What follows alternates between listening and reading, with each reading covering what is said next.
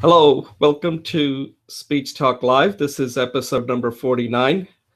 My name is Jayoza. I'm the host of the show, and my co-host is Julie Wu Finkelstein, based out of Connecticut, and I'm based out of New Jersey. And what we try to do on this show is kind of discuss different speech topics, kind of using ourselves as an example. And one of the things is that Julie and myself, even though we are mentors for the Coursera's Introduction to Public Speaking course, we're still students. We like to get better at this. We'd like to also teach others based on our experience, our knowledge, and also our practice. We also like to coach people who have to give a high stakes or high opportunity speech. The fourth thing is we also like to, like I said, we like to get better at it. So we like to try different things. So we practice and then we critique each other, our speeches. And lastly, we like to create a support network here so that if anybody else wants to come on and participate and discuss a speech topic, we want to create an atmosphere where you feel comfortable. And that's how you improve. So this is like a sort of like a laboratory where you kind of get to test out how good you are at speaking with people who are supportive. And you can try different things, and at the end, nothing happens, and then you can take that, what works in real world. So that's what we try to do. Today, we have 3 segments. The first one is a discussion topic. And this one has to do with is speaking as far as the pace. Should you speak fast or slow? I think a lot of people are confused. Even I was a little confused about that, because whenever I listen to experts, some say, oh, you can just speak the way you do. Some say, oh, no, you got to slow it down. So I thought about it, and I kind of came up with my own little formula that we can have a discussion on, and I'd like to get Julie's take on it. The second one is a continuation of Julie's series on integral stretch hack. And this one is number 11. It's I believe it's called Plow and Snail. And Julie has recorded 2 videos where she describes the pose and then she demonstrates it. So I'll have Julie facilitate that session, and then I will provide her any feedback that she's looking for. So that will be kind of like a little practice there. And then the third one, it's a topic that a lot of people don't think about when it comes to public speaking. And this is based on my personal experience coaching people. And it has to do with, like, how much value do you put to your speech? Like, how much is your speech worth? A lot of people don't even ask that simple question. They just think, like, I just want to get it done. Just get it done and forget about it. And I don't think that's the right attitude when it comes to public speaking. There is a real worth when you get an opportunity to speak. So we'll have a discussion on that, and I'd like to find out what Julie thinks about that. And that goes for everything. So that could be a pretty interesting topic. So that's the show for today. And as far as my little insight, the insight I have today is kind of interesting. It's not really long. It's more of something that I'm doing. It's like a practice. It's something that I just started, and I think I might have mentioned it. I just took over this responsibility with my son's high school he attends, marching band, and I'm responsible for raising funds. And the reason for that is, I don't know if many of you people in America, the public schools have a real tight budget. A lot of the budget is mostly for education. They don't have a lot of money when it comes to enrichment activities like marching band.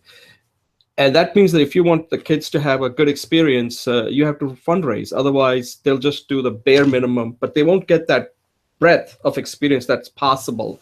So part of my job is to raise sufficient funds so that the band can purchase instruments, can go on trips, perform, things like that, which are kind of important. In my opinion, I think marching band is a great experience because it's the only sporting activity, by the way, where young men and women work together to create something beautiful. There are no other sports you do that. And this is what real world is like, right? If you work for a company, that's where men and women come together to serve customers. And a marching band is a very a good way to get that experience on how to work together, to be good at one thing that you do, and also to work as a team. And I think it's a great way of kids to learn, not only develop their musical skills, but also to develop real world life skills. So that's about it. I can talk more, but I don't want to take up too much time. So at this point, what I'd like to do is turn it over to Julie so she can introduce herself and see if she has any insight, and then we'll move to our first segment. Julie, why don't you take over? Good morning, Jay. Thank you so much. It's great to be here. And my name is Julie Wu-Finkelstein. My primary goal right now is to explore how people can be happy through success. I know that there is a lot of conflicting information on success. So I'm going to define success as able to do what you really need to do in this life before you die. And so, and I think one of the key factors to success is finding your strength, finding your gifts, and sharing that with the world. So for example, if someone's very artistic, how do they use that information? And I think that it comes through in several ways. One is in your own vision statement, which gets to your goals, your sense of mission, and also in branding yourself in everything you do. So if you think you're very creative, for example, when you go on a job interview, you want to make sure that your creativity is right up there. Or if you're very logical and analytical, in a public speech, whatever you're talking about, you want to bring logic and analysis into your speech. So this, whatever your gift is that you think is a central aspect about you, you want it to be like the core thing that's like the center of the earth of you. And everything you introduce people, every time you're in a networking situation, you're in a job interview, even when you're running a staff meeting, you want to bring those themes out. And so I'm going to be doing some workshops on finding the strength and then connecting it into the messages as you brand yourself in different situational contexts. So I think that this is a worthy area to explore, and it's connected to with my project on identity. But I'd like to take it into a little bit more core issue of what is your essential talents and gifts? How do you brand yourself with that? How do you relate that message as a presence, as an image, and as a service, or as a skill set that you can provide to the world? So that's all I have today. Thank you. Yeah, Julie, that's great. Yeah, I want to make a comment on something that you said, and I'll recommend something. I think you know who Seth Godin is, right? Have you heard of that name? Yeah, right. So I saw one of his video recently. He did an interview with this on the show called Creative Live, and he talks. The guy interviews. His name is. I think Chase Jarvis, he interviewed Seth Godin, and they had a very interesting conversation. And one of the things that Seth said like this guy who really simplifies things and really gets to the essence of it. And he has a very interesting definition of art. And what he says about art is that art is something that changes people. It has to change people in some way. Art is not like somebody has to paint something. Art could be anything, and something like you're doing when it comes to these integral hacks. That's an art because your purpose is to change people. And you could use art, you can define somebody is an artist, could be anything. Like the show that we do could be considered as an art because we're trying to enable change. So it's something to think about, that whenever you do something, you have to ask yourself, if you're trying to change people, or you're just kind of like that cog in the wheel, just basically just going for the ride. But if you're trying to enable change, then you have to view yourself as an artist, no matter what you're doing, whether it's doing a show like this, whether it's recording these videos for people to learn about stretching exercise. You have to think of yourself as, I'm making art. I'm not just making video, because my purpose is that it's going to it's changing you, but it could potentially change others. So that thanks for. I just wanted to kind of bring that up. I'll send you the link of this interview. I think it's something that you'll enjoy watching. So if you don't have any comments, I'll just take a. Yeah, please share that on your Yeah, when you share the post. When you share, when you share your video on this, would you please share the link somewhere too? Yeah, and I'll also include it. It's a very good interview. It'll really change your perspective on a lot of different things about education. I mean, Seth's a great thinker, so I like listening to him. The reason I like it is because I like people. I like to listen to people. I don't have to agree with them, but if they can just make me think even opposite of what they're thinking, then they add value to me. I don't have to agree with them. I just need them to make me think. Either I'll agree with them or I'll disagree with them. And it doesn't matter whether I disagree. In fact, sometimes disagreeing with them is even better because I just thought of something completely different than what they were thinking. So that's my standard, like who I will listen to. I don't like, I'll listen to just about anybody as long as they're going to make me think and come up with my own idea about something. All right, Julie, thanks a lot. I'm going to take a brief pause so that we can move to our first segment.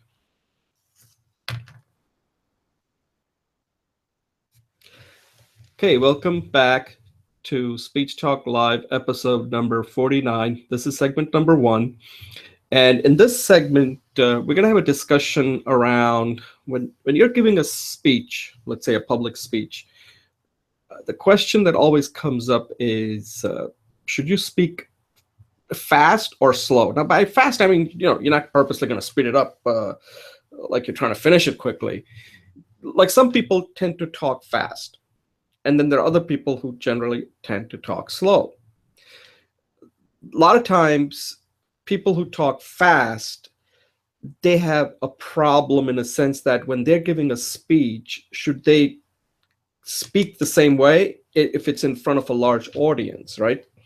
And I've seen, there are two camps here. One camp says you speak the way you normally do and just pause in the right place, emphasize the words or phrases, and the audience will pick it up. Okay, that's one camp. The other camp is no, that says you have to slow it down because it's very difficult for people to process what you're saying, especially if you are bringing some insight that they need to understand. It just gets overwhelming. People can't process things that fast. So I thought about this and I said, wait, let me think about this. And again, this is what I said before. I like to listen to both sides and then come up with my own opinion on something, on my own approach. And I thought about this and I said, that's true for speaking the normally. Let's say if you're speaking fast, it might be appropriate for certain situations, but it may not be appropriate for other situations. So what I came up with is this. You can speak fast if you are able to see the person can see you. You're very close to the person. That person can pick up a lot from your eyes. I call it the eyeball test. So if they can see you eyeball to eyeball, they can tell. Like there's a lot of communication that they're getting from your facial gestures, your mouth, your eyes, all of that. That's part of your communication. So there, speaking fast, you will get indication quickly if you're losing somebody, and you will slow it down because that person is not able to follow what you're saying. Okay, so when it's a one-on-one or a small group, you'll be able to pick up these hints and you can modulate your pace based on that. Okay, the problem is you can't do that when you're speaking in front of a large audience. You can't see their eyes. You're not going to be able to key in on one person sitting there because a lot of times, depending on what kind of setting it is, people are going to be far away and you can't like just stare at somebody and say, let me see what these eyes are doing. It's just not going to look, it's going to make you look weird. Okay. So the thing to do is just err on the side of slowing it down because, and the other thing that happens is that when you speak slowly, if it's one-on-one, like right now, if I'm speaking to Julie and I suddenly slow it down, Julie, is this making sense to you? Julie's going to get offended, thinking like, wait, why is Jay treating me like I'm some kind of a child here, right? So I'm not saying that's how it would work, but if I slow it down too much, if it's up close, she might get offended. But when it's a large audience, people don't get offended, right? Because they think like, hey, he's talking like that to everybody, so I'm not going to take it personally. So that's what I came up with, this thing called the eyeball test, that if you're not sure, and the problem is that people who speak fast have a difficulty of slowing it down. And the question is, you got to work on that, because if you speak fast in front of a large audience, you're going to start losing people pretty quickly. So that's my approach. That's how I approach this when it comes to speaking fast. And it sounds kind of trivial, but it's not, because if people can't understand you, if people cannot follow you, then your speech essentially becomes kind of like a waste of time. So Julie, you speak quite a bit. So what do you think? Do you ever think about this, whether you should, when you're speaking one-on-one, whether you should speak your normal way, but if you're speaking in front of a larger group, you've given speeches at work, places. Do you even think about this? How do you handle it? Well, Jay, thank you for bringing this to the forefront of this idea of speed, to the forefront of my attention. And I think in the past, I haven't really thought about it. In speaking to a relatively large group and now practicing with you, I think these are some of the clues that I use. First of all, some people are fast speakers and some people are slow speakers, and we all know who we are. And the question is to get feedback from someone. But here is something I do. I think that we can bring the fast people to slow down and slow people to speed up to a kind of like a more effective range, and that is three things. One is drama. In other words, Seth Godin, as you mentioned, he always says, when you are speaking in a group, you have to up the oomph, dramatize what you're saying, because other people won't experience as you do. So like, as you said, in private, we may talk differently. I try to be louder and more dramatic when I'm on the video, so add drama. By adding drama, you naturally either speed up or slow down. The second thing is breath. Knowing when and where to take a breath helps to set the pace. So someone who is very slow, for example, if he takes a breath in the beginning and then use that breath to moderate the speed, he will naturally come to a more optimal pace. If someone who is speaking very fast, similarly, if they take a breath, that will slow down the rhythm. And also repetition. Repetition is a very great way to both speed up and slow down, because when you say something, if your natural tendency is to be slow, when you repeat it, you're going to pick up the rhythm. So there's a change in the rhythm.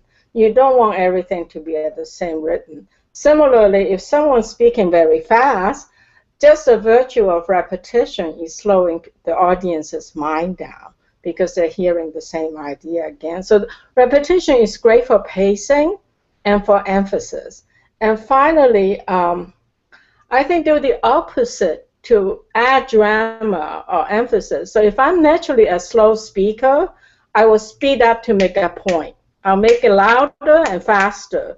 But if I'm a slow speaker, if I'm a fast speaker, when I slow down, you will wonder and pay attention to me. So use the opposite of your natural rhythm for emphasis. And all these tricks, I believe, will add effectiveness to both pacing, drama, and helping your audience to stay tuned to the message. So I hope that's useful to you. Yeah, you covered a lot of ground there. I think what you're saying is that you got to use your voice to create change, transitions, like create something is changing. You don't want to be speaking in a monotone, because then people don't see a change and they can't react to it.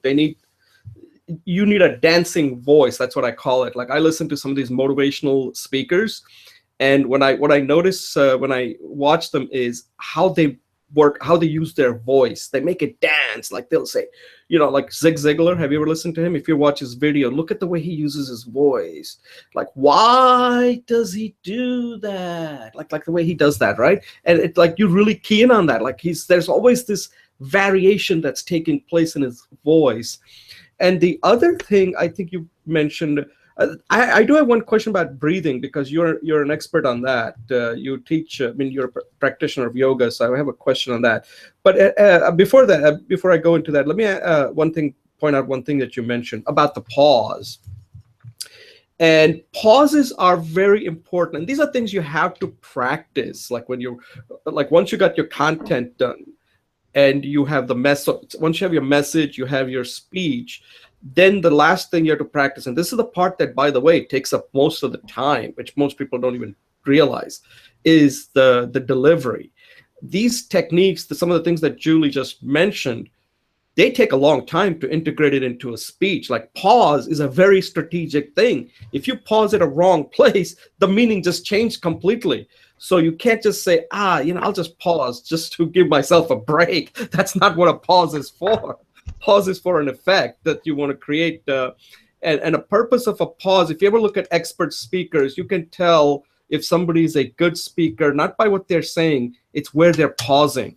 Because a pause is for an effect. And it almost kind of tells you like, okay, I'm pausing, that somebody said something important, and now what's about to follow is even more important. And that's what a pause, I don't know, that's how I view pause, is that when a pause occurs, you're giving our audience to kind of think about what I just said. And then you may want to elaborate that. So now you know, like, hey, something I might have missed it, but because he paused, he's now going to kind of tell me why what he just said was so important, and people start paying attention. And the last thing is this breathing. I never understood, like, when it comes to breathing and speaking. Do you have any kind of exercises, Julie? Like, how do you practice breathing when it comes to, as it applies to speaking? Like, we can all like practice deep breathing, but I never understood, like, how do you practice, like how do you integrate that into a speech? Like, where do you breathe? Like people write down pause here, they underline the words for emphasis, but should you also put somewhere in there when you're practicing, breathe here, breathe here, breathe here? Otherwise, I mean, I just am asking you, have you ever like? Yeah, actually, I practice this a lot. Not like stay home and practice for 20 minutes, but I do moderate every month a meeting for our group. And so what I have discovered is most of us don't know when to breathe. So we might forget to breathe, and then in the middle of the sentence, we have to breathe. So a very good basic way to start practicing pacing with breath is always try to take a breath before you start the sentence. And it doesn't have to be a huge breath. It doesn't have to be a belly breath. It could be just your normal breathing, but always practice breathing before you start a sentence. And then take 2 breaths or take a longer breath between paragraphs or between 2 basic ideas, because the pause, as you mentioned, helps to organize and emphasize. But so breathing, when you're breathing, you're taking a pause. So you can take a small pause, like a small break between sentences, and a larger breath or 2 breaths between paragraphs. And that would definitely help you appear and also internally be more organized. Right. Yeah, because it's not something that I have done, but it's something I should start looking into, as far as once I have put a speech together. Like a pause, obviously you're going to take a breath right there. But at other points, where do you breathe so that your voice kind of remains, because the way you use your voice when you're speaking is very important. Body language, that Morabian study, body language, then comes the voice, and then comes the words. So voice is very important.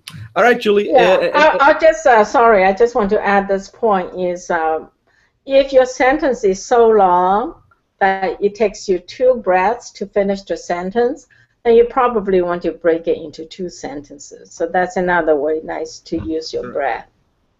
Yeah, I mean that's a good point.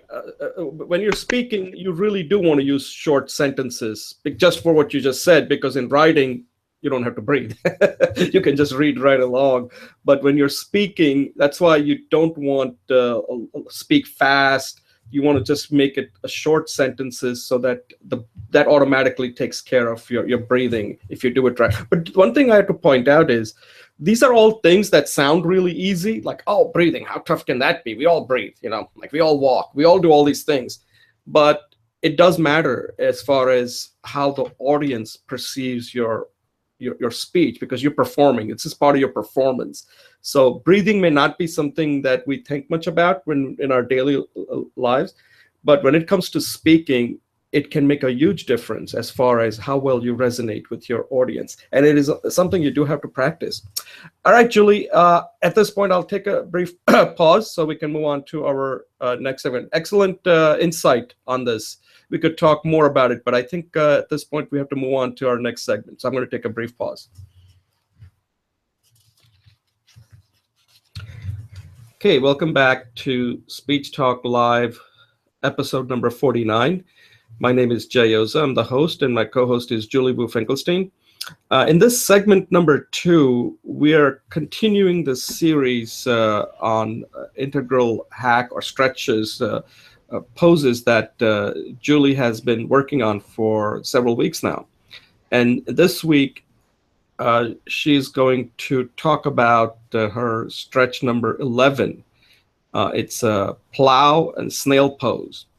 And again, Julie now, I think, based on doing many of these, she has split into 2 videos. The first one is a talk video, she calls it. She gives an explanation of what the pose is all about. And then in the second video, she actually demonstrates that. So she has split into 2 videos, which I think really works well. Because some people may just be interested in the talk, and some people, and this is all part of her practice. So we're not saying that this is the right way to do it, or this is the only way to do it. But this way, she has kind of split it into like talk versus video. And these are the kind of things you do in this show. You try different things. So rather than me talk about it, I'll turn it over to Julie to kind of give the more description on this particular pose and the 2 videos that she recorded. So Julie, why don't you take it over? Yeah, thank you, Jay. Sorry, I didn't realize I wasn't muted. So, yeah, so what's coming to mind by way of introduction is we was recently working with this young woman, and we were talking about that the brain, what we are conscious of is about 5%, and 95% of our consciousness is not, we don't have access to. Actually, if we take this paradigm further, the brain is only a small portion of our body mass. And every cell in our body has intelligence. So these stretches is a way of increasing our awareness or our intelligence, and to tap into the 95% plus, which is our bodily intelligence, and many of our emotions, our core values, and our discoveries are in the body.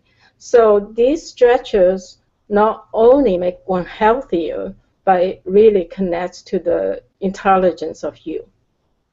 And so it is, in that sense, as Jay would say, artistic or transformative. And so there are 12 poses. There are actually 10 stretches. And the first pose is meditative, I think. I call it centering. And the last pose is also in repose.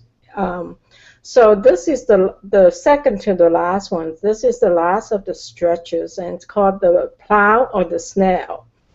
And basically, because this is a systemic process that's progressive, we continually open up the stretches on each level, so it opens up the gateway for more stretch in the following level and deeper, and then actually it goes like a zigzag, in and out, in and out. So It's very accelerated progress. It's designed for acceleration of progress.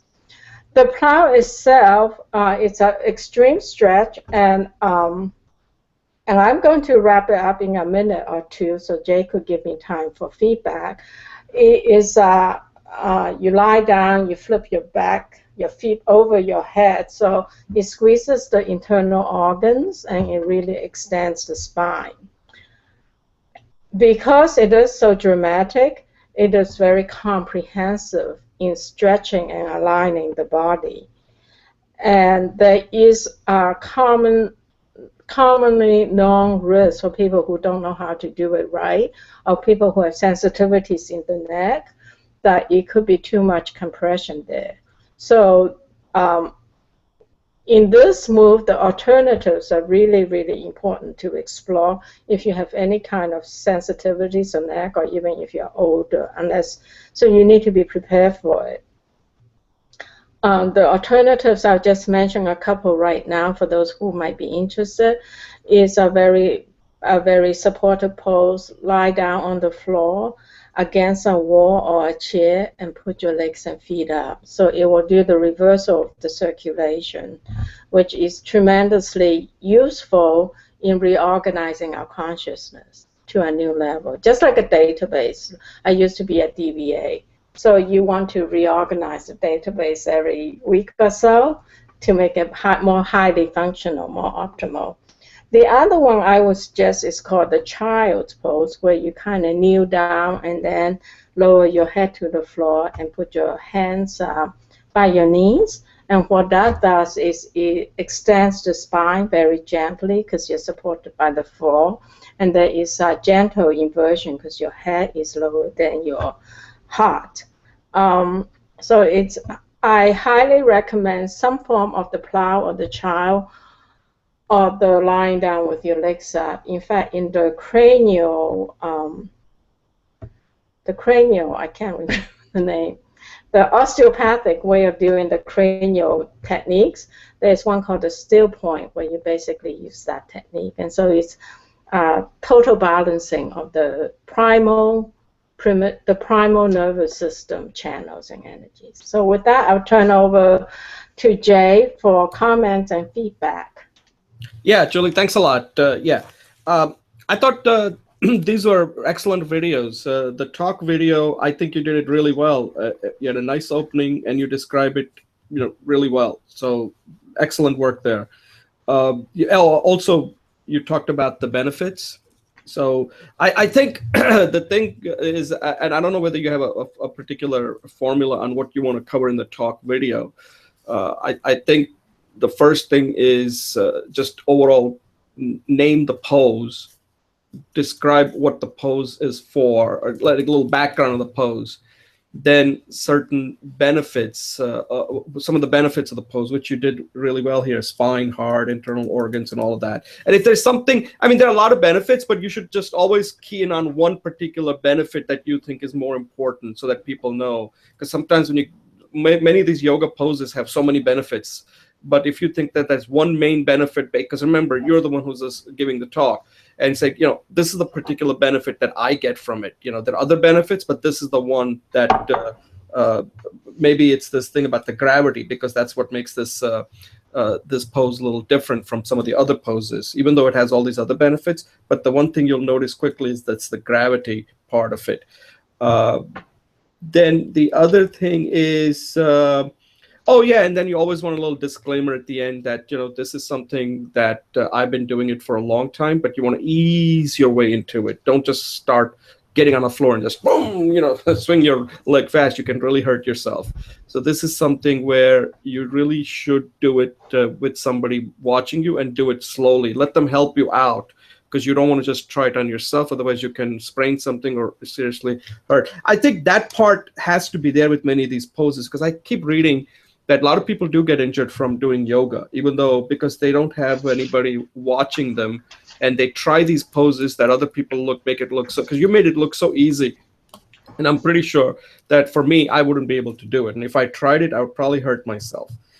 So that's kind of, and then your demo was excellent. The only thing, I think I pointed this out before with the demo, is that if you ever turn this into, I mean, for this particular, it's excellent. But if this was something you were doing for a companion, for a course, or for a book as a companion course to a book, then you probably want somebody else to do it, and then you can describe what's going on and emphasize it, because what happens when you do it is you can't talk while you're doing it, so there's a lot of dead air, so it doesn't work if this was a companion course. For this one, I think it's fine, but that's something I noticed, that if this was, let's say, once your book is done and you want to say, okay, this is the book, now there's a companion course where I've showed all these poses there, I think it would probably make sense to have somebody else do it and you just describe it.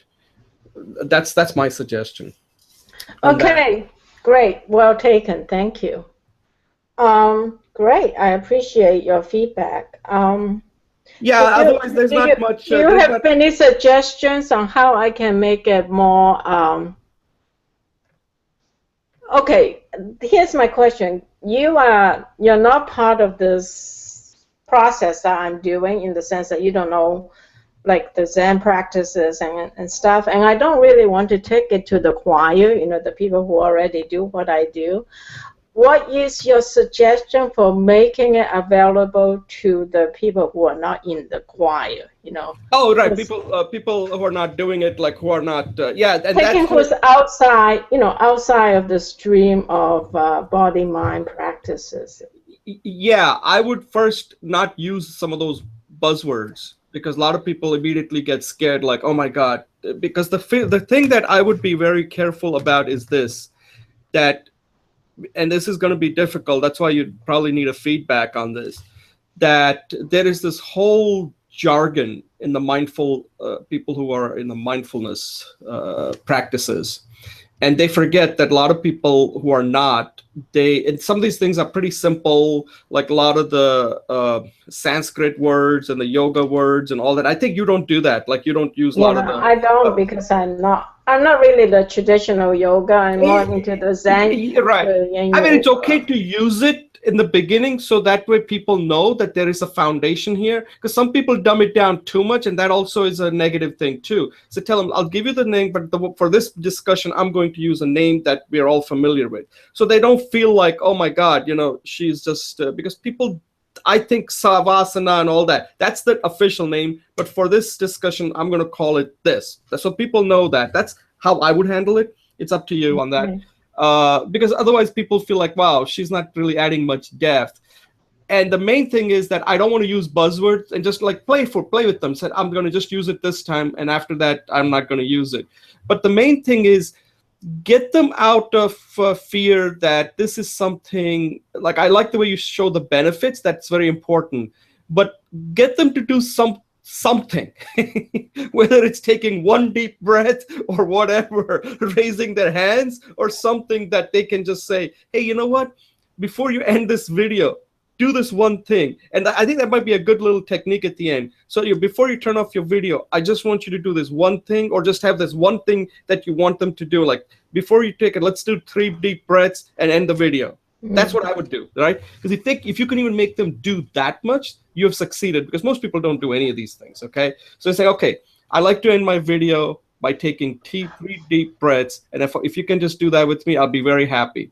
And just take 3 deep breaths, and that's it. Thank you, and that's it. End it like that. That's a suggestion. I just thought about it. Actually, that's a great idea. I'm thinking, like, this idea of the seaweed pose. What do you think of that? It was my idea. Right. Remember, you start off like the victory pose, right? And then you go back and forth, and right.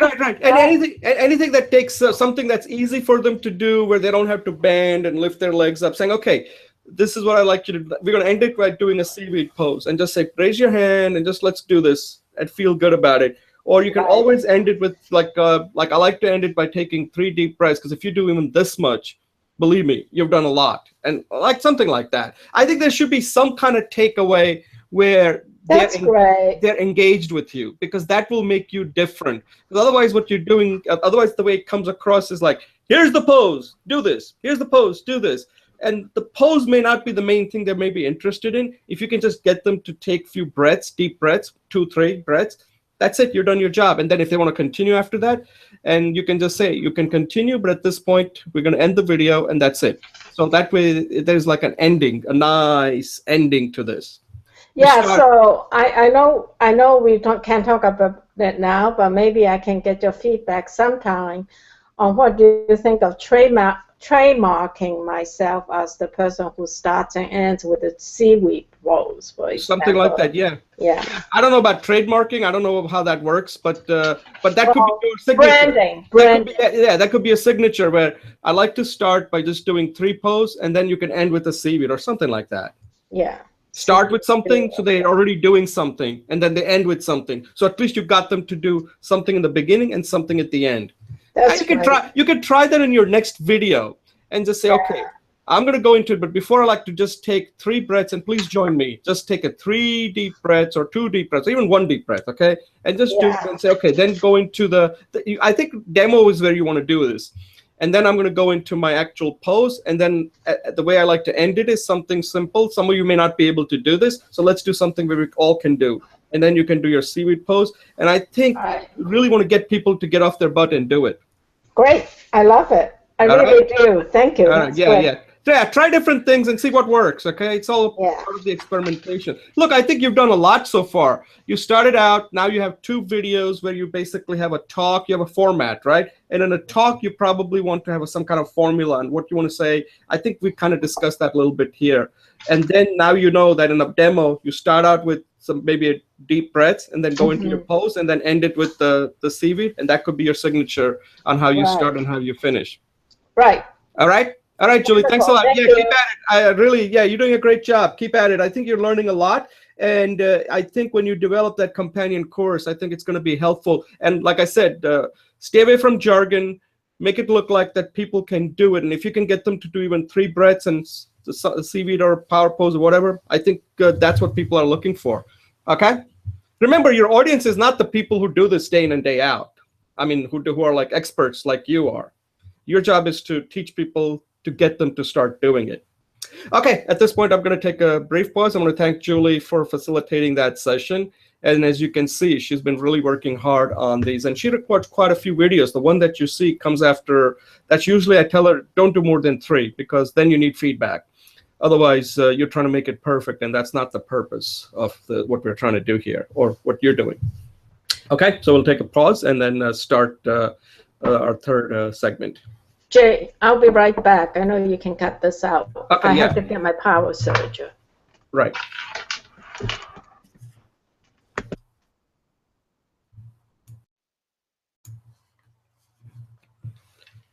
So we'll just take a little longer pause because Julie has some power issues, so we don't want her to drop out in the middle of the program. Now, what I do usually is this right now will continue because we don't like to edit the show.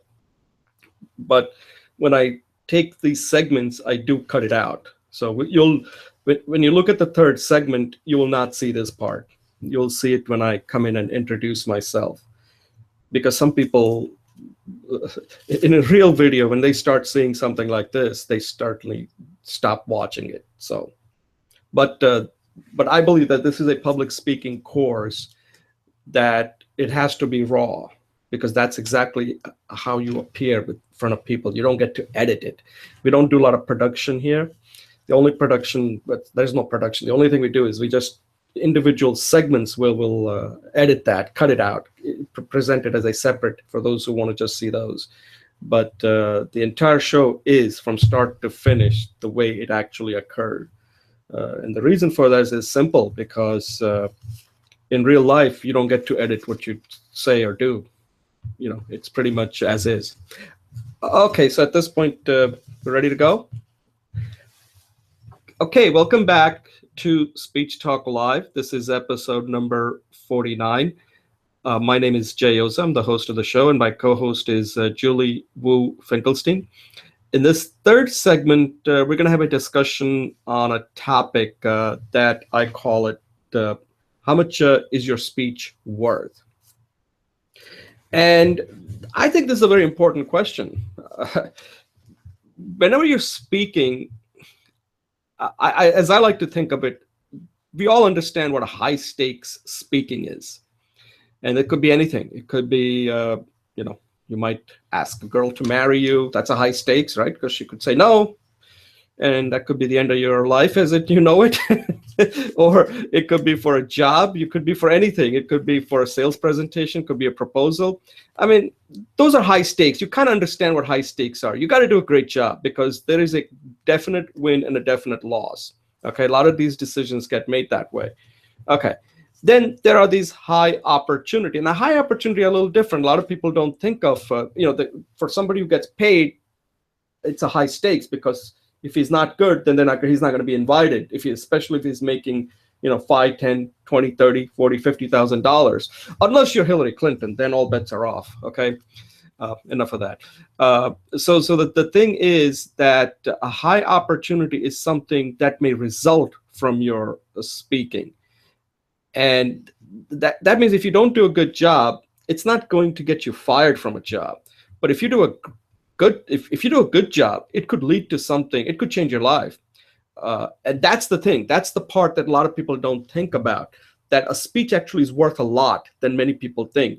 For example, if you give a speech at a conference where you may not get paid, but if somebody's in the audience, a C-level, or somebody says, "Hey, by the way, this guy Julia J gave an excellent presentation. I was really impressed."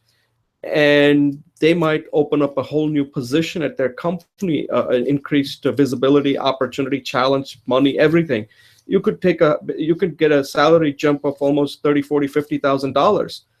Technically, without that speech, you wouldn't have gotten that visibility. That speech was worth $50,000 to you. Most people don't think of it that way. So each speech that you give in a formal setting or even in a company setting, because a lot of times you don't get promoted if you don't come across really well when you're giving a presentation. And this is something that Julie and I have discussed in the past.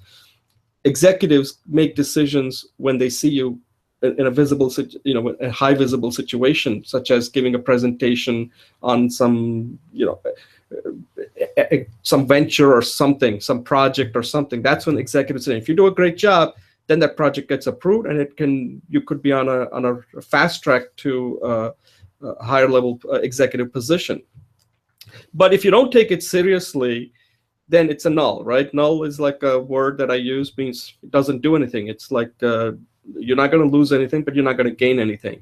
And in that case, what have you really accomplished? So you have to treat it like that speech has a potential to be worth a lot. You have to at least go in and put in the effort like it is going to do something. It's going to make a difference. And that's something that a lot of people, I have not seen people really, they always say a speech is important, but I think it's important when you tie it to financially. How important is it? And I've heard many people say this, that they got the visibility. In fact, I think I was listening to one podcast where this guy said that when he was at Yahoo and he gave a presentation, and from that led to other things. And he said if he hadn't given that presentation, it may not have helped him in his career. That's what got him noticed. So there is a financial element to this that you got to tie it to. And that's something that I wanted you to discuss this with Julie to see what she thinks about it. Has she seen this in her working career where somebody gave a speech and they put him on a fast track to something that wouldn't have been possible without that kind of visibility? So Julie, what do you think about this? Associating some kind of a worth to a speech that you're giving rather than just kind of going in and just giving it and not even thinking about this. Yeah, Jay, I'm going to stay focused for most of my discussion, and then I want to segue into expand this concept a little wider. So definitely when you do public speaking, and this is not just in an auditorium with hundreds of people, which I have done, public speaking, as you say, is whenever you speak, you say there's no difference between speaking and public speaking. So when you make a speech, whether it's 600 people or 6 people in a staff meeting, you are demonstrating your effectiveness. So every staff meeting you go to, when you talk about your status, there's an impact on how you're perceived by your peers, by your superiors. And even, for example, are you prepared to meet your boss's boss in the elevator? How do you speak to present yourself? Do you value the message you're sending out in public speaking environments, and how is that carried through in your life, moment to moment? So definitely, when you have an opportunity to speak in the public, you the word these days is scalability, right? You scale up your presence, but you don't get that upscale presence right there. Usually in scalability, when you scale a project, there's a design, the prototype, and then the production, and then the scaling up to massive levels. So I invite you, maybe we can discuss this another time, but I invite the audience to think about the value of each presentation every time they speak, how that fits. And then when it gets to a speech, whether it's in a staff meeting or whether it's in an audience of hundreds of people, is there's tremendous value. It's actually quantum, right, or exponential. And I know I'm using a little bit of terms, but the whole idea is this idea of 7 degrees of connection. You speak to somebody, like you say, Jay, if you create like a really simple logo, my message is blah, blah, blah, blah, blah. And it's interesting. This person will take it to their friends and will take it to their friends. And so the impact of a speech can be really 100,000 times more than the audience that's there. In addition, I think that's how you develop a reputation being a thought leader, is when your speeches have merit to be carried forth by somebody else. So you want to make your speeches as exciting as possible. And it's not the most exciting speech the first time you make a speech. That's where the practice comes in, as your forthcoming book is talking about, is you practice to make yourself great. So I think not only should you value the public speech you're giving, but all the steps along the way. And that was my basic speech. The way I want to segue to is what's meaningful for you is always done through messaging, expression. If you want your child to listen to you, you need to be speaking in a way that they can connect. And you have to value that communication. So that's why I want to, so the value of your speech crosses every sphere of your life. That's why I want to expand that too. Thank you. Yeah, I think the point that you made is that when you give a speech, you have to give it so that not necessarily the audience that you're giving it to, that's your immediate target, but then there are secondary, tertiary targets also out there that you have to think about. That if you do a great job, then you're not only, let's say if I'm giving a speech in front of an audience and it's going to be videotaped, let's say the audience is 1,000, okay, I hope at one day 1,000. If it's recorded, if you ever go on YouTube and you see the number of views, you can tell that the views are so much, maybe 10x, right? 10x, let's say. If there's 1,000 people and I got 10,000 people to view it, that means I reached 10 times more than the people who were there. And sometimes it's the secondary viewers are more important than the people who were there. The people who were there might be bombarded with so many speeches that for them it may not even matter after a while, one speech from another.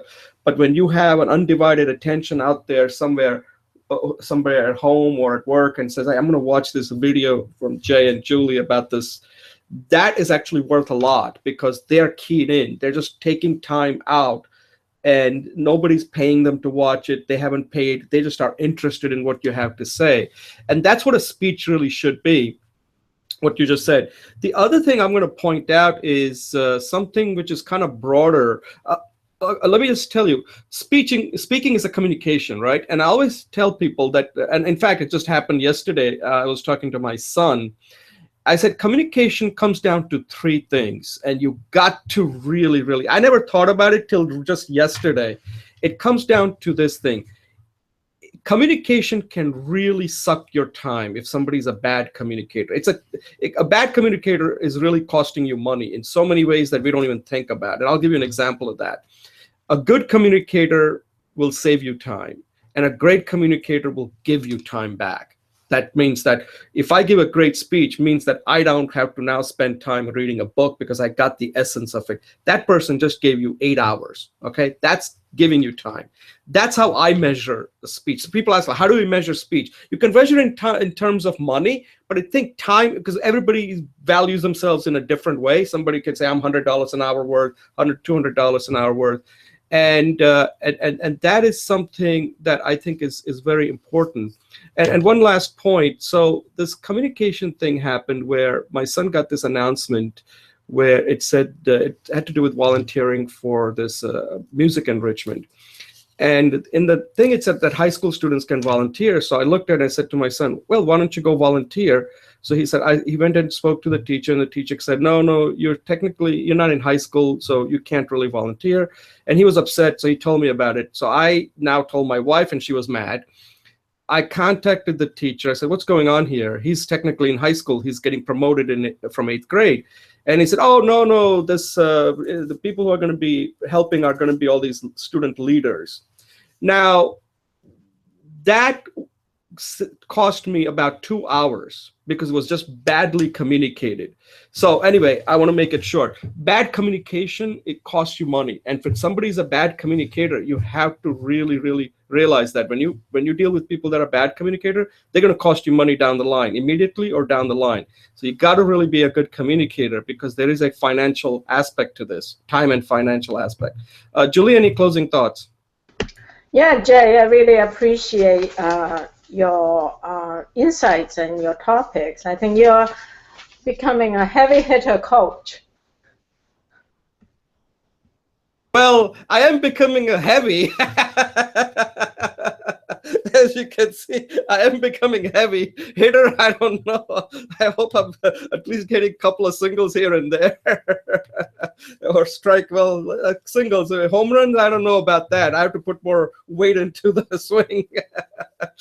Julie, thanks a lot. Let's just sum it up as far as any loose ends regarding the show that you want to kind of forgot, or you say, oh, I didn't get a chance to make that point. So we did 3 segments today. Any comment on any of the segments that you wanted to kind of add at this point? No, just say thank you. Very good. Okay, Julie, thanks a lot. And let me thank Julie for co-hosting as usual. And as you can see, she always brings her A game. And today I think she really did. She had a lot of deep insights into things that I didn't even think about. I have to go back and view it again because I will probably come up with a few things. And that's the whole purpose. We kind of put together an agenda, and then it's kind of free for all. You know, things come up. If there's a good engagement, there's some new ideas that are likely to come up. And a lot of these things are not scripted, as you can tell. They're all basically how we think about it. So that's why we call it Speech Talk Live. We are alive here. Okay, at this point, let me close out this show. So let me thank you all for watching.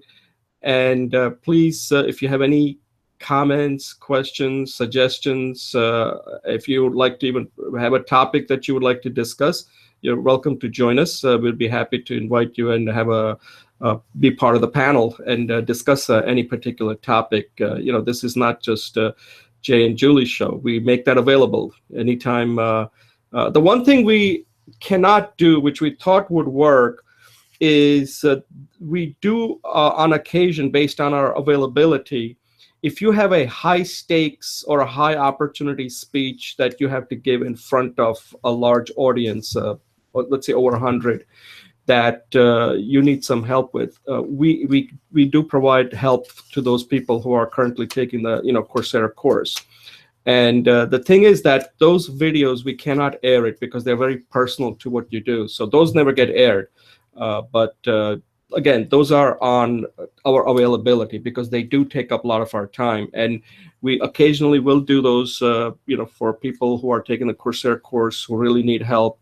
And believe me, if you got a high stakes speech or a high opportunity speech, you need a lead time of 6 weeks. If you don't have that, it's going to be very hard to pull it off. It's really hard. This thing's, especially if you got a 45-minute type of a presentation, you need 6 weeks. That's what I've come up with.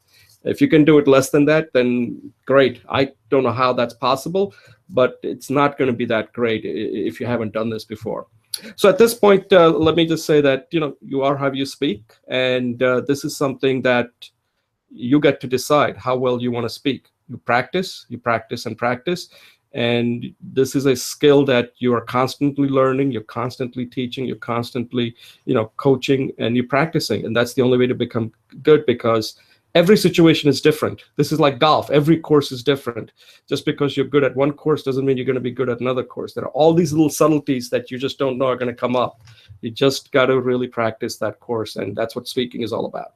So again, thank you for watching, and we'll see you next week for episode number 50. And at this point, that's a wrap. So thank you. Jill, you need to take a break? Let's take a break. I'll be back. All right, let me take a quick break.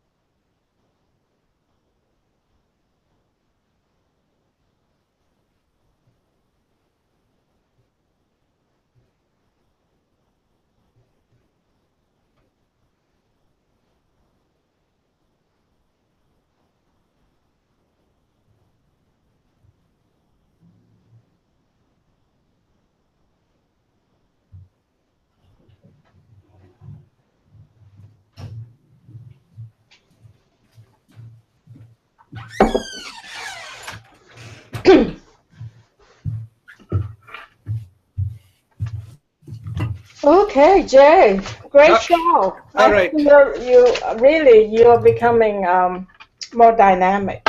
All right, thank you. No, really, in the timbre of your voice. Yeah, I've been working on that. Oh, really? I've been trying to try to come up with a voice that doesn't, because I have a tendency when I speak fast to kind of get a little pitchy. So if you notice, the best time I do that is when I introduce saying, "Welcome to speech." I mean, I don't want to sound too phony either. Right. No. I mean, throughout, actually, you became more dynamic. Right. I just want to have control over the voice, and it's something that I want to do, but I haven't found anybody that's good at that take voice lessons. Mm-hmm. And I don't have time, and some of these things in New York are too expensive, and they're kind of out of the way. I don't want to travel to New York and just waste a whole day just for a voice lesson. If I could arrange something, if there was some business opportunity or coaching or something, then I could go at night and take it. But I'm not at that point right now. So right now I just have to kind of read, because these books are helpful. I do look at a lot of videos on YouTube about voice. Like one tip that Morgan Freeman gave, which I don't know how true it is. Somebody asked him, like, how do you have that deep voice? Morgan Freeman. He said, you just yawn. I don't know. You know what I think it is? It's the deep belly breath. And then there's in Zen practice, in the Rinzai tradition, there is 3 sounds that you want to press into your belly. That's Hai, H-A-I, right. A-E-H, and Toi, T-O-I. high, A, tall, and really brings the voice into your power center. Now, Right. the Indian power center is the solar plexus, Right. which tend to be a higher pitch, but the Zen people, the samurais, the martial artists, they bring it further down into the belly. Right. But it's those three sounds. So do you think that if I practice, if I like do a lot of deep breathing, that like let's say before the show or anytime I have to give a speech, and I just, I mean, this something should be part of my practice. I would say hi, Hi. hi, Okay. hi, hi, Hi. hi, Hi. and Like just that? like yeah, really like let it fill your whole body. Hi! I mean, Okay. I'm not in practice now, but Right, it's right. like deeper and deeper. Oh, like you're chopping some cinder blocks or something like that, like a karate move. Yeah, like a karate move. And then you want to stand. I don't know if you can see me. You want to stand like a horse stance. You know what the horse stance is? Yeah, right. And you stand the horse stance and you go hi. Oh, you can already feel the difference, right? Yeah. You really want to grind into that, and then just start with high. And what does that do? That'll improve. What does that do to the voice? It energizes your whole body. So it's not just voice; it's your whole presence. Oh, I see. But it opens up the chambers. Most of the sound comes from the vibration in the chambers. It's in your chambers, the hollow part of your body. Right. So it increases the vibration in your sound chambers. Oh, okay. Right. Yeah, because I have to work on the breath. Yes. And also some of the things, so I can, because there are all kinds of voice technique, and I haven't really focused on. There are two things I'd like to focus on if I can get a chance. One is improving my body language, like maybe take some acting lessons. Right. And not for acting purposes, but because not technically, in a way, when you're on stage, you're performing your content, right? That's what you're doing. You're performing your content. Whereas actors, I mean, that was one thing I wrote about, which I don't know if that got too redundant, but I was trying to explain how I thought about that whole thing between what's acting and what's when you're performing, right? That if you are a speaker, you become like a first-party actor and a first-party performer because you're directly affected by that. An actor is not affected by what is happening. He has to create that. That's why they're actors. They can do that so well. Right. Like when Daniel Day-Lewis plays Lincoln, he's not Lincoln. He has to create that so that people believe him to be Lincoln. But if you're giving a speech as Julie Wu Finkelstein, then you better show who Julie Wu Finkelstein is through your performance. Otherwise, people are not going to know who you are. So you're becoming a first-party actor and a first-party performer at that point. Yeah, your voice has already changed. So that's how effective that one sound is. Right. So that's from like thousands of years of Zen training. And this guy who's taught it to me, his teacher was a martial artist. He says, I'll tell you more about him because I don't want to get off the track. Okay, so he's like an amazing person. Right. So what? I think there were some things we wanted to discuss. We definitely want to talk about your book, The Table of Contents. Right. Okay, so you took I want to tell you what I'm doing with my book and get your support on that. Nothing immediate. And then one more thing. Can I just go first? Yeah, I'll go ahead. just make it quick. So first of all, I decided to do a quarterly review with all my people, all my project partners and action partners. And I have a tiny little worksheet, so I'd like to send that to you. Okay, sure. Okay. With my book, what I'm putting together is the playlist of all the videos I did for the Speech Talk Live. And then I like to put a summary, an overview. And then I like to work, in our time together, I like to have you help me put together, just give me your feedback so that I can rewrite my book the second time around. Right, so you're kind of taking the reverse approach. Rather than writing the book, you're looking at the video and then use that as a way to improve the book. Right. Because I already which is actually not a bad idea, actually. I already have my first draft, so yeah. This this is essentially my second draft, right? This video. So now I need to integrate my second draft and my first draft together. So I like your support on that. Yeah, sure. Actually, I find it much easier to do it that way, to record a video first and then, I mean, I have a process, but previously I used to write and then record the video, but I decided not to do that anymore. Yeah, I I think that's see. what you're doing. That's what you're doing too. Right. So, so those are the two. So I want to send you the quarterly review. I want to ask for your support on the next major activity. So the quarterly review means this will have, it's like the book is your top priority right now? Well, I just want to put down what you think our goals were for the last quarter, whether we did them or not, anything else that we did. Kind of like a... I see. Oh, this, okay, so let's see. So today is what date? May. So let's see. January, February, March, April. I'm doing it for June. Yeah, so it'll be at the end of early July we have to do it, right? Well, no, this is for me personally. Oh, okay. So I'm just doing it in June. Oh, this is not related to speaking? No, just for our relationship. Oh, okay. I thought this was the speaking quarterly review that we do. Okay. No, this is... I was inspired by your speaking quarterly review. So I have about 7 to 9 project partners on different projects. Oh my God. It's way too many. So one of the things I'm trying to do is use the quarterly review to refine what my purpose is. That's why my husband never sees me, right? To refine my purpose and also maybe drop. No, I hate to drop anybody, but maybe what's your top priority right now? Like, what is your top priority? Like, what is like the one, like, okay, let's say if you had the 60-30-10 principle. My top priority is to be with my husband. No, I mean, that's given that. I'm saying that takes about 60% of my time. Right. Okay. No, that's no, I'm saying take that. That's given, right? Because if you didn't have, I have very little time. That's what I'm saying. In the little time that you have, that's what I'm saying. Because if the husband is taking, are you helping me now? Do you want to do it? No. I just wanted. Oh, you're asking me you're inviting me to think about that. Okay. Yeah, like in the limited time that you have, what is your 60-30-10? And look, at some point, you know what? You have to decide what is your important, and it could be that. Maybe, doing speech talk live may not be part of the importance. Then you have to get out of that, because otherwise what happens is you're not achieving your main thing. And that 60% of that has to be your top priority. Then 30% has to be your next, and then 10%.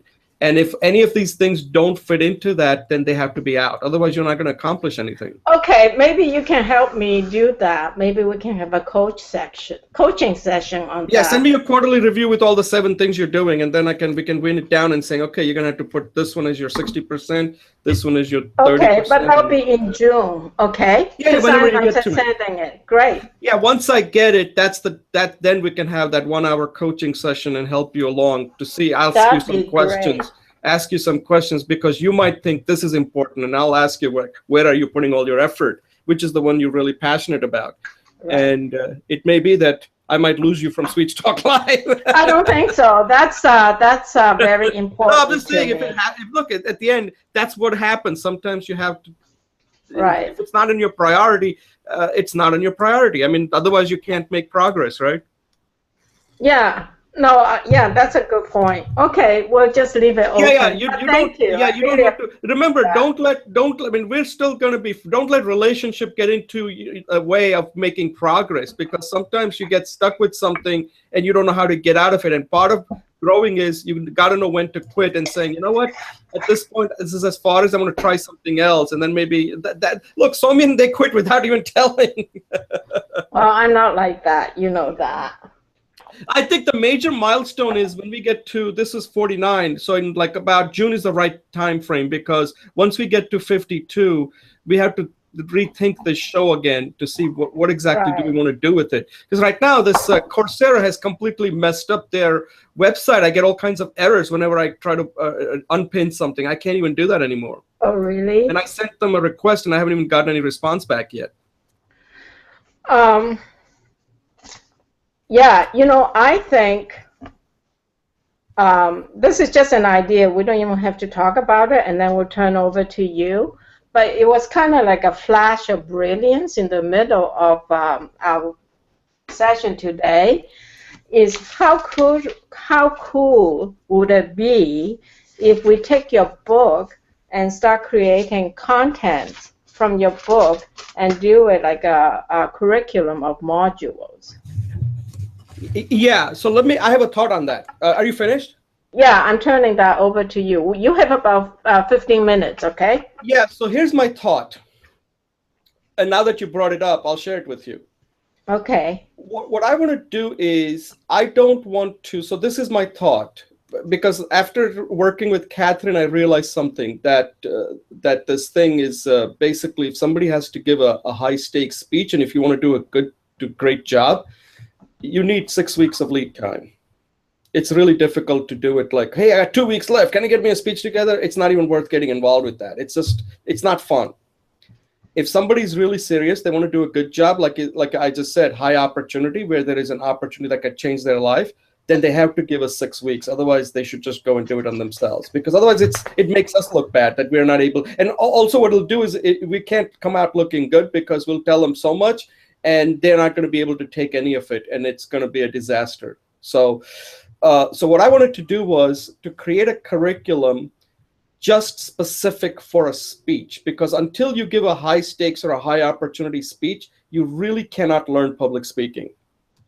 That's my hypothesis, that because people don't learn public speaking unless they have to give a high stakes or a high opportunity speech. And the amount of time that takes is 6 weeks. So what I want to do is, like, let's say if somebody, because the kind of coaching we do, Julie, is very expensive. Most people, unless you're an executive, they're not going to be able to afford us. It's just not possible, the amount of time it takes. It's just too much. But if somebody says, you know, I can't afford Jay and Julie because of the time and how much time we have to put in, I would like to have a course that kind of walks me through those 6 weeks on exactly what I have to do. And that's the curriculum I'd like to work on, because right now nothing like that exists. Yeah, I don't get it, but I'm willing to explore with you on it.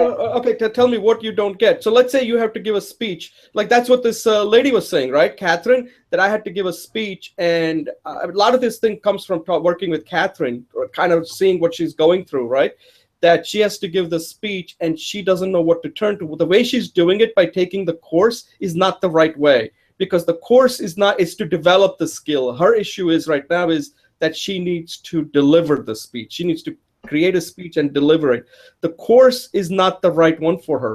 I mean, she can take the course, but that's what I've come up with, that what she needs is a specific course that can help her get the speech done. And that means this messaging, creating the content, creating the delivery, all the stuff that we discussed on the show. And then there's a whole rehearsal. For 1 week, you want to just focus on the speech. Rather, at that point, you kind of freeze everything and just focus on the rehearsal, so that when you go up on the stage, you're completely comfortable and confident that you can do it. And that I've come up with is that roughly takes about 6 weeks if you want to do a good. Okay, I understand better now. Does that make sense? Yeah, I mean, this is just something I thought about, but I haven't really. This is something I sent you in an email, but I didn't get a chance to document that. That's what I didn't get. I didn't even get the email yet. So this is what I would suggest for you. Yeah. If it makes sense. And I do a lot of business coaching. Actually, it turned out. I don't know how it happened.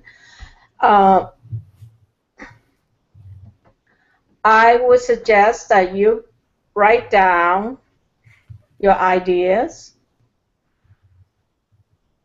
in no more than a page. You know how you always say not too much? Put your ideas together in 1 page. Yeah.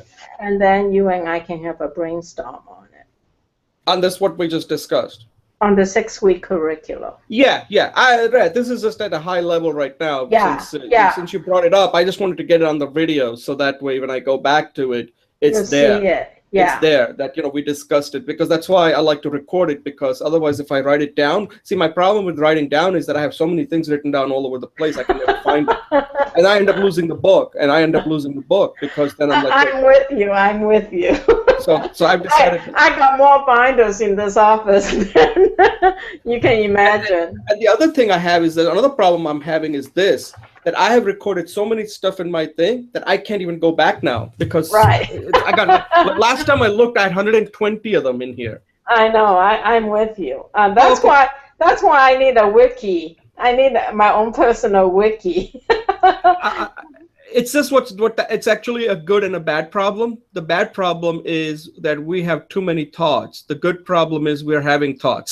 Right. Right. a lot of So. people a lot of people can't get to that point. Like, where do I don't have any thoughts, so they don't have to worry about this or anything. Yeah, go Yeah. ahead. uh, So I think that your 6 weeks curriculum idea is a great idea. I'm not convinced that your only I'm looking at it from business yeah, perspective. I'm not convinced that your only market is those people, and I think that's a very narrow market. right. Wait, let me finish. Give me 3 minutes. Um, so I know my friend who's starting her own human resources consulting business. She was told to join Toastmasters, and she did. So I think there's other markets out there, and Right. so I think you should develop a 6 week curriculum, and I think you should target your audience. But I think you should do it as an experiment, Hmm. in the sense that if that doesn't work, so design the curriculum in tiny modules. In the sense that if this market is too small or whatever, you can pull out content, add a couple of connecting modules, and target it to a different audience, such as communication skills for beginning entrepreneurs, or communication skills, how to do a effective job interview in 3 weeks. So you can have you want to design your content in the 6 week curriculum so it can be reusable. Right.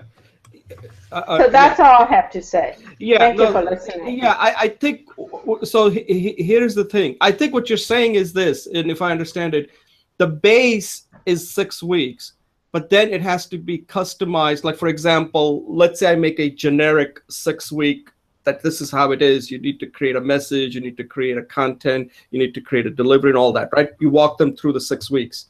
Because let's say if you came to me and said, Jay, I have a speech to give, and I'll ask you, well, Julie, how much, when do you have to give it? And you say, well, it's going to be another 2 months. I said, perfect. There is this course you can do that'll walk you through all the 6 weeks. And if you follow it, you'll be ready. And at some point, some people may actually say, hey, I'd actually rather have a coach. And that's something that can come off that we can discuss. Right now, let's just say if it's just the content, that 6 week is a generic content. And then what you're saying is that could be customized for different industry, perhaps. Like if it's a high tech, if it's some other ones, that could be then customized so that it gets very specific to their needs. Is that what you're saying? Something like that. Yeah, right. So the reason I want to turn the I want to have 5 minutes to talk about your book. So yeah, right. Let me we just can finish this. Let me just finish this. finish your point and then The we'll finish go this on. point is the reason I came up with this is because if you look at, there are people out there who do a lot of things like there's a free course. That Coursera course is pretty good. That's a free course that anybody can take. So if somebody wants to learn public speaking, the knowledge and the practices, I'm not sure I can do anything better than what Dr. McGarity has done. That's not what I'm trying to do. I'm not trying to come up with a better Coursera course. I'm trying to figure out a particular need that's out there that nobody out there is really addressing. Right now, when somebody has a speech, the only thing that people can do is they have to hire a coach. And that is a very expensive for a lot of people. They just are not going to be able to afford it. It's just, if you just look at how much time it takes to work with Catherine, it is expensive. It is, and these coaches who are good are not going to be that cheap, okay? Because otherwise, why do it? Anyway, go ahead. I got your point. Okay, so I'm going to start with your book. So with your book, based on what we talked about and my knowledge of your book, I think it is very well organized. I would just say that with the way the things are defined in the table of contents, Yeah. and the sections, it's impenetrable. Okay, what does that mean? That means I can't get at it because there's too much information. Okay, so you're saying the table of contents is, that's what I did right now. It's too big? It doesn't have to be too big. You know how we, in the beginning, we took everything, so many, and we group it into 3 or 5 major sections. And then there's like a hierarchy of structure, right? That's what's missing. There's no hierarchy. Everything's equal value. So how would you? I mean, there's some hierarchy, but there's not enough. I should be able to. Okay, when I open a book or table of contents, there should be no more than 10 the major topics. Okay, whether so they're simplify chapters or something. Underneath that, there may be, like in each one, a rule of 7. Underneath that, maybe you could have another 7. So let's say chapter 1, then you can have 7 subtopics. Chapter 2, whatever you call it, you can have up to 7 topics. And the whole thing, you could have 10 chapters. I will group it into maybe 3 or 4 or 5 categories. So each chapter, and there'll be sections or divisions. That's all. So there's like a multiple level hierarchy. Yeah, I think. And you have it in your book. Yeah. It's just in the table of contents. Yeah, you're saying right now there's just too much there in the table of contents. There's too much at the same level. Oh, I see.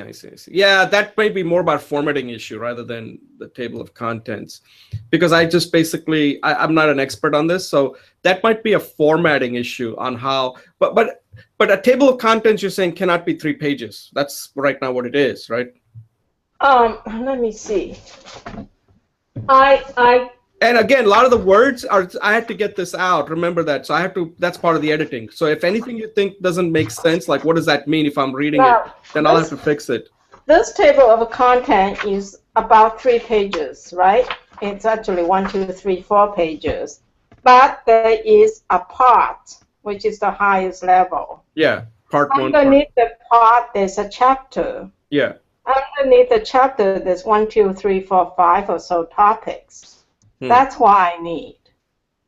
Oh, okay. So I need to have, so your part 1 could be, what was your 3 parts? Yeah, developing. 4 parts. Okay. 4 parts is like overall overview of public speaking, and then there is a development of skills, development of a speech, and development of becoming a lifetime speaker. Okay, so those are your parts. You have your parts, but it's not in the table. I'm trying to look at it from, as someone who's walking in. Yeah. The next one should be chapters. You should have your chapters, and then underneath the chapters, the subsections. Yeah. Let me do this, Julie. I think what you're saying is I'm going to watch this again. Let me just work on that first. Okay. Because I think what you're pointing out is very important, because if you don't have your table of contents done right, then people may not even, you're already losing them right there. I mean, honestly, if I'm not your friend, not that I'm a friend, if you're not asking me to give you feedback, I won't even go past opening. All right, so help me fix that then, okay? So I'll take a stab at it over the weekend and see if I can clean that up a little bit. And if it looks like I can't do it in the then I might just do it as a separate word, as a doc. Yeah, that's fine. You can do it as a doc rather than as. Right now, what I'm doing is I'm pulling it off the headings and all that. That's what that's happened right now. In Google Docs. There's 2 ways you can do it. If you put it in Microsoft Word. Yeah, I don't have that. See, that's the thing. Okay. I think there is a Microsoft Word online that you can get for free. There's a converter. There. I may have to buy it. No, there is a Microsoft online you can get for free. Are you sure? That's what Rich said. And I think it's a viewer. It's a viewer, not the editor. You can get a viewer, Microsoft PowerPoint viewer, Excel viewer, but not they won't allow you to make any changes. Okay. So you do have to do that. Then you have to basically, any table of contents will show you the part, the chapter, and then the sections underneath the chapter. Right. So that's basically what I'm looking for. Yeah, I'm going to have to do it right now for time being, because that's a layout thing, and I need to hire somebody who can lay out the book properly. For now, Julie, what I need to do is I need to make sure that it's laid out correctly, at least at the at the doc level. So I will go through it, and I will use the Google Docs, and I will do it over the weekend and then send it to you. Okay, And just look at that. Just look at. there is a multiple level numbering thing you can use, I right? did use that in Google Docs, but evidently when I inserted the table of contents, it doesn't look like it's doing a good job. So I want to make it clearer. I want to make it much more clearer. Okay, great. Yeah, All do right. that. So let me write that down as an action item. Table of contents has to be. I haven't spoken to that lady yet. I think I might speak to her this Friday, so I will get a better idea what she has to say. Okay. Anything else? Now there is I took this online writing class. I paid too much money for it, but it's not that much. And she has some. I have to find her name, but she has a whole list of what you need to do to publish a book. Oh, okay. What's her name? Linda Formicelli. Oh, Linda Formicelli. I think. Something she has like that. If you Google her website. She has all the different things you have to do. She actually wrote a book on it. I think you do. Well, what's the difference between? Let me ask you this: what's the difference between a copy editor and a proofreader? Okay, I think the copy editor. I think the proofreader. This is my best guess. The proofreader is the final person who actually checks everything, the grammars and everything. The copy editor works with you to make sure that your sentences are correct, your grammar and all that. And then there's a content editor who looks at the organization of your material and check for like coherence and consistency to message. Yeah, the content editor is me and you at this point, because I don't think I can really afford a content editor. Yeah, it's pretty expensive. Because content editor means that the content editor means that the person who's actually helping with the content is very well familiar with this material. Right, which means you have to pay for it. Yeah. A lot. Yeah. That's why people go through publishing firms, because they have content editor who can kind of and what they do is they farm it out to certain experts and outsource that part, saying, okay, you're a scientist. Does this content make sense? Does this make sense? Right. In this case, I can get Michael Port, but I don't think I can afford him. Exactly. So so I'm you and I are the best you've got. Well, you keep this in mind, Julie. This book is really the first edition. Later on, depending on how it goes. So I'm not trying to make this book a perfect book. Like you said, at this point, my goal is to be good enough so I can ship it, okay? Right. Otherwise, you and I can have this discussion for another the whole year. And I don't want to have this discussion beyond July as far as I'm concerned. July is pretty much the drop dead date as far as discussing this book. Once I go through the feedback that I get from Nancy, then I will update it one more time, and then I'll go through a copy editor, and then the proof editor, then get the layout, cover design, and it's shipped. And that's the first edition. After that, then I will wait to see what kind of feedback I get, and then the second edition will probably be much more prettier than this one. Yeah, absolutely. So that's what I would keep in mind, that I don't try to make this book a perfect book. Believe me, I'm not. Because at this point, I think I like what you said last time, or one of the times, that, Jay, at this point, my job is to get your book shipped, and not that book is going to, certain things are not going to be done as best as you, but that's part of learning. Okay, so I don't mind learning, and I just need to have a book done. Say, okay, now, because once the first edition is out there, then you can make it better in the second edition. And that's what I'm looking for. Right. Excellent. Okay. So we're done then, right? All right, Julie, that's about it. Was there anything else, Mark? Well, the book is as far as the proof, what is that, forward, did you get a chance to look at that? Did you get to do anything with that? No, I thought you're going to say we have time. So I'll do that this week. Because I gave you the formula, right? I'll send it to you again. Send it to me again. And if you don't have full sentences, then just write down stream of thought as a separate line. And then at this point, I've calmed down. So I'm just going to look at what you wrote, send me the questions, and then I'll just edit that. And I'm sure we'll be fine. Okay, sounds good. All right, Julie, take care and enjoy your weekend. And again, thanks for all your help. I know I've been really making you work here. Oh, that's good. I for like free. it. And you're going to work for me on my book. Oh, So no. I'm collecting. You're not going to let me get away with it. Oh, I'm This is collecting. not going to be like a hit and run. Exactly. All right, take care. Okay, have a great one. Okay, You bye. enjoy working on my book too, right? Yeah, I already gave you the feedback, right? So I need you to see. I need to see some progress on that. No, I I'm need just that. saying that you enjoy it too, Yeah, right? no, It's not yeah, because I've been pretty impressed with your companion. I think the thing you got to do is, I mean, I'm not saying you should do this, but I think the idea. I'll tell you, this guy Pat Flynn did that. He had a book and he had a companion course. That seems to be the new trend now.